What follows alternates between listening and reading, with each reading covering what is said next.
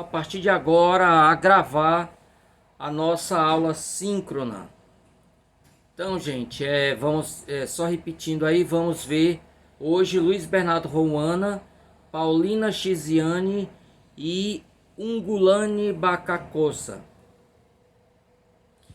O Luiz Bernardo Rouana, gente, é autor de um único livro, que é o Nós Matamos o Cão Tinhoso, originalmente composto por 7 contos, depois foram acrescentados outros.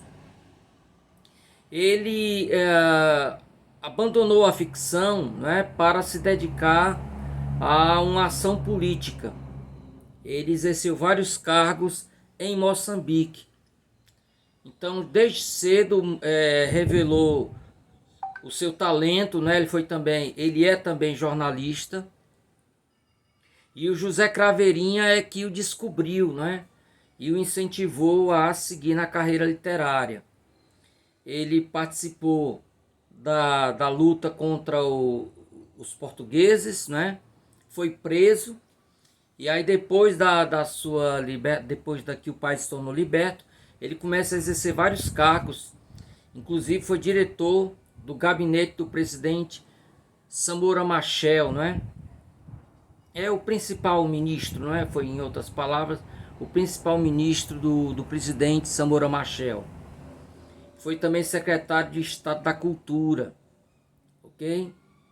Bom, mas vamos falar sobre o livro, que esse é que nos importa, né? Como eu falei, originalmente a obra é composta por 7 contos, foi escrita em 1964, portanto, ainda durante o período colonial, né? O país só se torna independente em 75. E a graça do livro, que deu a ele fama, pessoal, é porque ele flagra aquele exato momento, aquele limiar entre potência e ato, né? Retomando aí a filosofia grega, não é? Então já mostra o texto, já mostra como as pessoas estão a qualquer momento poderão reagir. Ainda não reagem, né? Mas eles estão a um passo dessa reação. Em outras palavras, o texto traduz um momento em que espera-se apenas que as condições objetivas, né, elas se estabeleçam para o início da luta contra o colonizador. Então todos os personagens do conto, de alguma maneira, estão nessa situação, né? Sofrendo uma opressão muito grande, estão a um passo, não é, de romper a sua passividade, né? Ok? Esse aspecto último que eu destaco aqui, eu queria chamar a atenção do aspecto visual das histórias, pessoal. Não à toa um dos textos virou filme, né? Um dos 7 contos virou filme. Porque os aspectos visuais, pessoal, ele privilegia muito, não é? A construção da cena. Só para poder deixar claro, no conto que virou filme, pessoal, chamado Dina, Dina é a corruptela de dinner, né? O jantar, né? Então, nesse conto, pessoal, se inicia com os negros todos arrancando gramíneas, né? Numa fazenda lá, eles trabalham uma condição de quase escravidão. Não, já não temos escravismo, né? A escravatura acaba nesses países pelo menos uns 20 anos antes do que ocorreu no Brasil. Mas as condições de trabalho são condições que beiram a escravidão. Então eles estão todos arrancando a gramínea. E aí, por conta disso, eles estão de joelhos. Então observem, pessoal, como não é gratuito, não é? A posição em que as personagens negras se encontram no começo da história. Então você vai ter, ao longo deste e de outros contos, sempre um privilégio do autor na construção de cada imagem. Vou pulando aqui algumas coisas. O texto, pessoal, ele foi traduzido não apenas para o inglês, como para várias línguas, né? O o livro inteiro, foi traduzido para várias línguas. E em 2014, quando a obra completou 50 anos, ela foi alvo de congressos no mundo inteiro falando do livro. Aqui uma foto aí do filme Dina. Eu não consegui esse filme, gente. Se vocês conseguirem aí, mandem para mim desesperadamente. Aqui, pessoal, Sueli é professora lá na... gente, me fugiu agora o nome da universidade aqui de Redenção. Ela é professora lá da universidade, né, da integração da lusofonia, né? Quem lembrar do nome, por favor, fale aí em alto e bom som, né? Universidade lá de Redenção. E Sueli é também esposa do professor José, né? Então, José Carlos, professor do nosso departamento. Então, Universidade da Integração da Lusofonia. Jesus, não lembro o nome aqui. Unilab, professor. Oi? A Unilab, né? Unilab, perfeito. Então é professor da Unilab já há muitos anos, né? Perdão. É uma pesquisadora incrível. Ela já passou por Moçambique. Ela foi visitar um dos autores, né, que foi alvo da tese dela. Então essa é uma pessoa de um conhecimento muito vasto. Então ela tem um artigo chamado Desventura e Rotina, né? Luiz Bernardo Roano e o mito do lusotropicalismo na África. O lusotropicalismo, pessoal, foi aquela ideia defendida entre nós aqui pelo autor de Casa Grande Senzala, né, Gilberto Freire, e que pregava, né, uma pseudo, uma democracia racial aqui. A tese dele é que, ao contrário dos outros colonizadores, o colonizador português não tinha pejo, né? Não tinha vergonha de se deitar com as negras, né? Então havia uma democracia racial. O que é uma falácia, não é, gente? Porque se é verdade que os colonizadores portugueses deitavam-se com as negras, eles não reconheciam os filhos que dela nasciam. Né? Então, Salazar, ao tomar conhecimento disso, financiou uma viagem do Gilberto Freire pela África para dar palestras, né? E ele, claro, não teve boa recepção, né? Ninguém engoliu essa teoria torta, né? Então ela vai mostrar como o Luiz Bernardo Roana, em cada conto dele, ele ataca frontalmente essa teoria da do lusotropicalismo, né? Então, palavras dela, gente. Pelas vozes narrativas dos contos de Roana, revela-se um quadro social onde o lugar de cada indivíduo e grupo, desde a infância até a velhice, se encontrava previamente definido e sempre em prejuízo dos africanos negros e mestiços. Um panorama sombrio vai se desvelando em jogos da meninice, só aparentemente ingênuos. Então nós vamos ver isso no conto que dá nome ao livro. Nós matamos o cão tinhoso. Na cidadania remediada das famílias de africanos negros assimilados. Só para lembrar, gente, havia um decreto que dividia os negros em dois mundos, né? Os negros assimilados e os negros indígenas. Os negros assimilados eram aqueles que obedeciam a uma série de exigências da parte do governo. Entre elas, saber ler e escrever o português, ser casado significava ter o casamento reconhecido pela Igreja Católica, né? Ter uma religião, outras palavras, ser católico, né? E o mais importante de tudo, pessoal, não ser desordeiro, significava não questionar o governo do Salazar. Então essas pessoas, em tese, seriam tratadas de maneira diferente, né? Então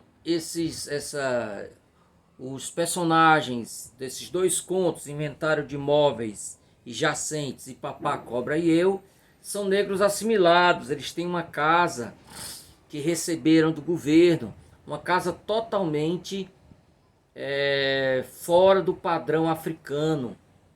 A gente vai ver isso aí. A coisificação da pessoa, que é o conto Dina. A pessoa é tratada como objeto. Na miséria, no racismo e na juventude condenada. A velhota, vamos ver rapidamente o resumo desse conto. Na visão estereotipada e desumanizada do africano negro, as mãos dos pretos. E na exploração do trabalho e expropriação de terras em Ninguintimo. No entanto, em todas essas narrativas, para além da opressão, né, estão latentes o sopro da resistência e o germe da luta armada. Então, é o que a gente chama de potência, né? Já ali uma revolta interna prestes a eclodir. Pela rememoração dos narradores, ressurgem lugares, personagens e eventos do cotidiano colonial em um tempo não muito distante daquele em que se narra. Então o livro é de 64, pessoal. Então ele está contando coisas praticamente ali do presente. Ok? Porque 64 é o ano do início da luta armada. Então um pouquinho antes de 64. Então vamos ver cada um dos contos. Vamos deixar o primeiro conto para o final. Eu quero me demorar um pouco mais nesse conto. Então, o conto número 2, Inventário de Móveis e Jacentes, pessoal, nada mais é do que uma descrição da casa feito por um menino que não consegue dormir. Esse menino chama-se Ginho, ele está sem conseguir dormir e começa a relembrar cada compartimento da casa que eles ganharam do governo, né? E o que tem nessa casa. Entre elas, pessoal, se destacam as revistas que são colocadas na mesinha de centro lá na sala.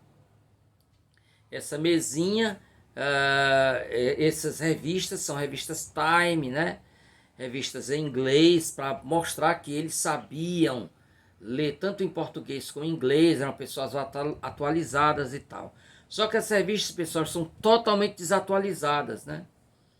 Então elas estão ali somente para inglês ver, literalmente, né? Isso, pessoal, já é uma metáfora de todo conto, não é? Mostra esse jogo de cena em que a casa, pessoal, não é adequada para ele, a família não cabe na casa. Então, os dormem um por cima do outro, não é? E lá no quintal, junto da casa do cachorro, mora o empregado da casa, que é um negro que não sabe ler. Então aí você tem um abismo entre o negro assimilado e o negro indígena, não é? Então ele mora lá junto da casa do cachorro. Mas olhando com lupa, você vê que essa distância não é tão grande assim, né? Tanto o negro que mora na casa como o negro que mora no quintal estão sujeitos à mesma opressão. Aí tem um trechinho, pessoal. As revistas estão distribuídas pelas 4 mesinhas de cabeceira dos 2 quartos. As mais apresentáveis estão na sala de visitas, sobre a mesa de centro, sobre o aparador, sobre a máquina de costura e na mesinha do rádio. Se agora quisesse ler uma revista, ia direitinho à mesa do centro, porque lá que estão as lives, as times e as cruzeiros. Revista Cruzeiro é uma revista brasileira, né? Nos outros lugares da sala de visitas estão as revistas mais antigas e as mais ordinárias. Aí ele cita a Readers, né? A Reader's Digest foi uma revista, provavelmente ainda existe, mas eu li muito na minha infância. É uma revista, pessoal, que era financiada pela CIA, né, americana. E era uma revista que colocava os países soviéticos, né, os países socialistas como inimigos. Então eram todas as histórias que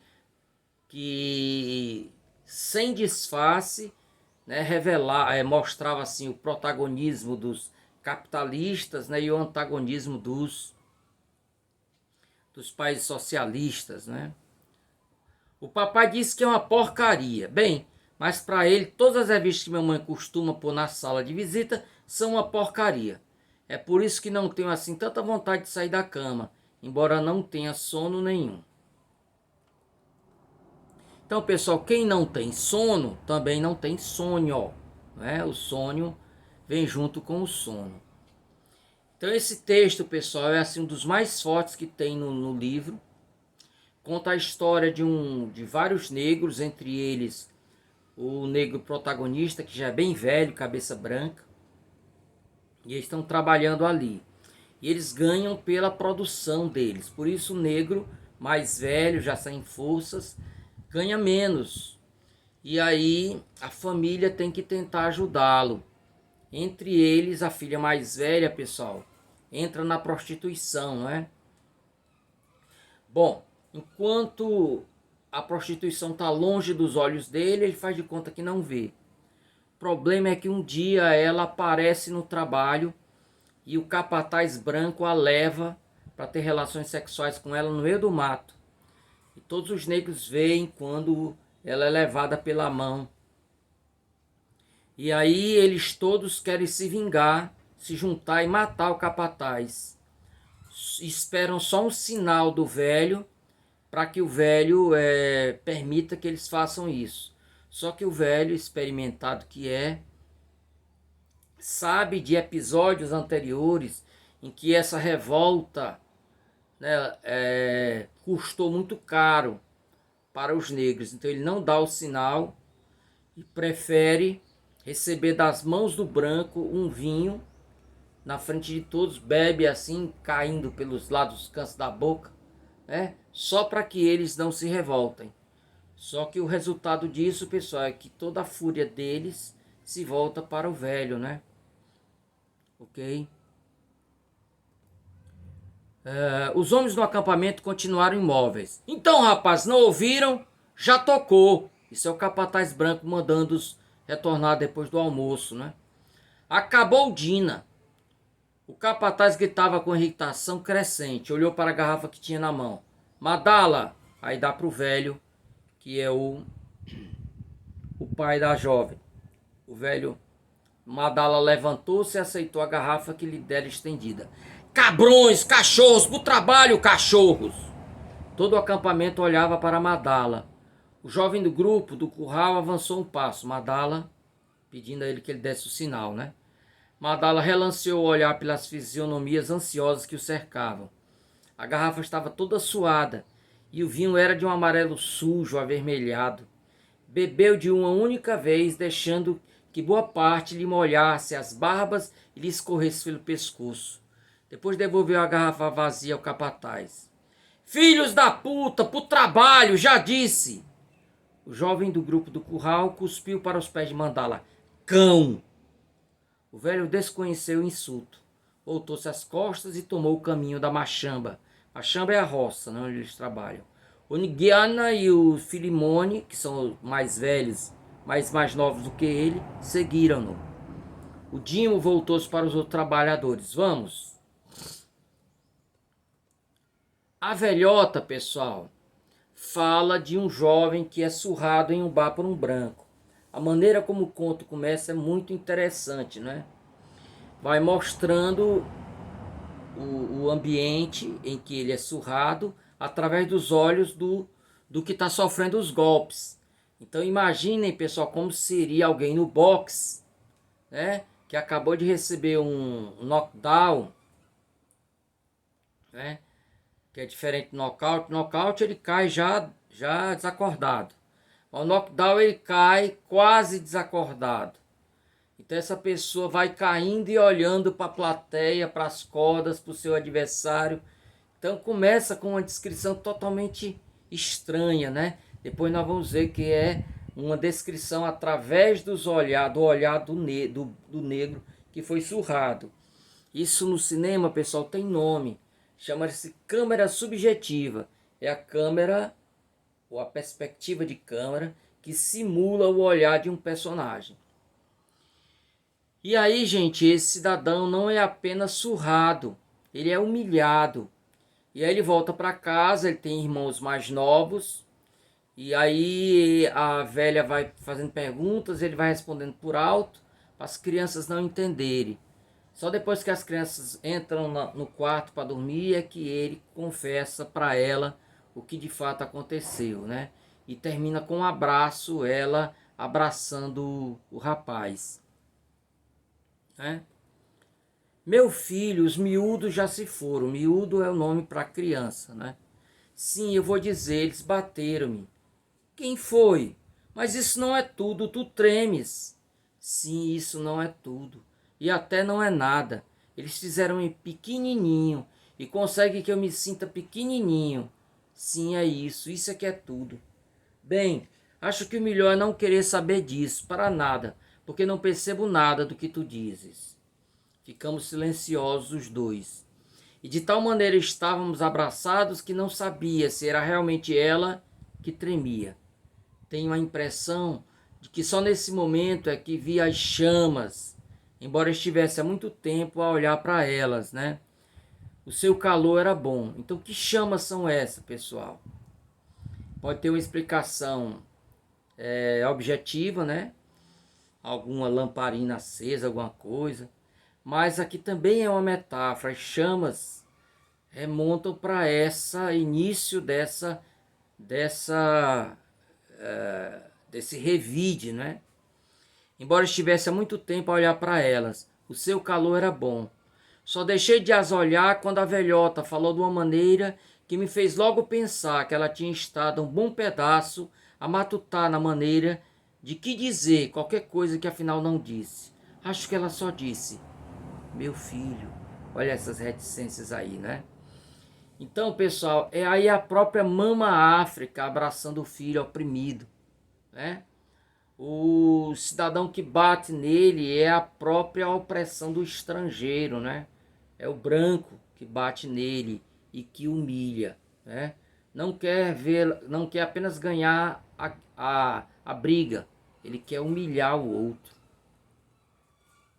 Papá Cobra e eu, assim como aquele conto lá do inventário dos imóveis jacentes, também tem como protagonista uma família de negros assimilados. Então esse homem recebe uma casa do governo e a qualquer momento ele pode perder. Basta com que ele infrinja alguma daquelas leis, né? Então os homens brancos, vizinhos dele, sabem disso. Então o tem na mão, porque basta que eles o denunciem, né? A palavra do branco tem mais poder do que a do negro. Então ele está sempre no fio, caminhando no fio da navalha, não é? Então acontece um episódio quando ele está fora de casa, o filho mais velho mata uma cobra. Começa a história sumindo os pintinhos, né? E aí eles não sabem o que é até que chegam à conclusão que uma cobra está escondido entre as madeiras que estão guardadas no quintal, né? E aí esse rapaz vai caçar essa cobra junto com o irmão menor, com um pedaço de pau.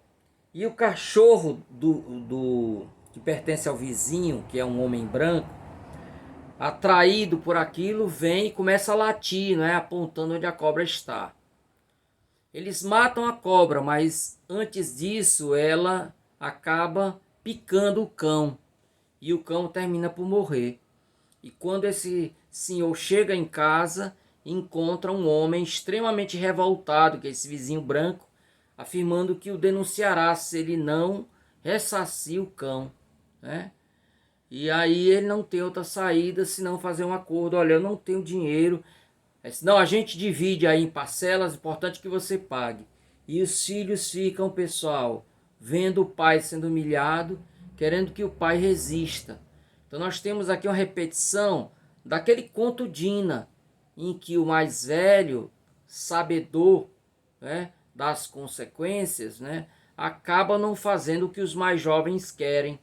Então os filhos ficam frustrados com a reação do pai, né, que acaba se sujeitando, né, a chantagem, né, por parte do vizinho. Estavam nisto quando o carro do senhor Castro apareceu à frente da nossa casa. O papai foi para lá e a mamãe foi falar com a Sartina. Sartina, pessoal, é uma criada que é indiana. Como eu falei para vocês, personagens indianos aparecem muito em narrativas moçambicanas. Eu fui atrás do papá. Boa tarde, senhor Castro. Ô Chambane, o meu perdigueiro apareceu-me morto e com o peito inchado. Diz que veio daqui, da rua da casa, a Gani antes de morrer. Eu não estou para muita conversa e só te digo isto. Ou pagas uma indenização ou faço queixa à administração. Resolve. Era o melhor perdigueiro que jamais tive. Perdigueiro é o cão que caça perdiz, né? Uma ave pequena. Acho que a gente chama aqui de codorna, né?